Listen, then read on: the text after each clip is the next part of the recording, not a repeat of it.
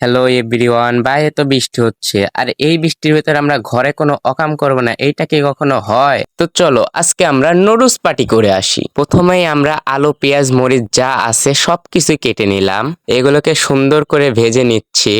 ভাইবো না, এসব ভাজা পোড়ার কাজ আমিই করতেছি, ক্যামেরার সামনে একটু ঢং করতেছি। তো যাই হোক, এগুলো ভেজে নেওয়ার পর এগুলো একটু ঠান্ডা হওয়ার জন্য রেখে দিচ্ছি, কারণ এদের কেরামতি এখনো বাকি আছে। এখন একটু পানি গরম দিতে হবে, কারণ নুডলস গুলো তো আর কাঁচা খাওয়া যাবে না। নিঃসন্দেহে তুই ঠিক কথা বলেছিস। এখন ওই যে আলু মরিচ কেটে নিয়েছিলাম ওইগুলার পালা। হ্যাঁ হ্যাঁ, আমরা নুডলস রান্না করব আর ওইগুলো সুস্থ স্বাভাবিক মানুষের মতো রান্না করব, এটা তো কখনো হতেই পারে না।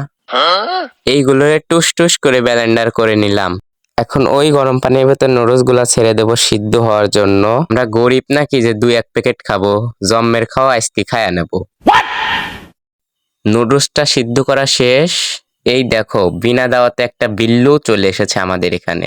এখন নুডলস গুলাকে একটু পানি পুনি দিয়ে ঠান্ডা করে নেওয়ার পালা। এখন কড়াইতে তেল তুল দিয়ে ওই যে ব্লেন্ডার করা আলু মরিচ পেঁয়াজ ওইগুলাকে একটু ভেজে নেব।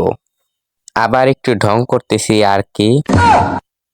এইবার এইটার মধ্যে নুডলস গুলো দিয়ে দিলাম এবং একটু লাড়াচাড়া করতেই আমাদের নুডলস কমপ্লিট। এবার আমাদের থালা বাসন নিয়ে বসে পড়ার পালা।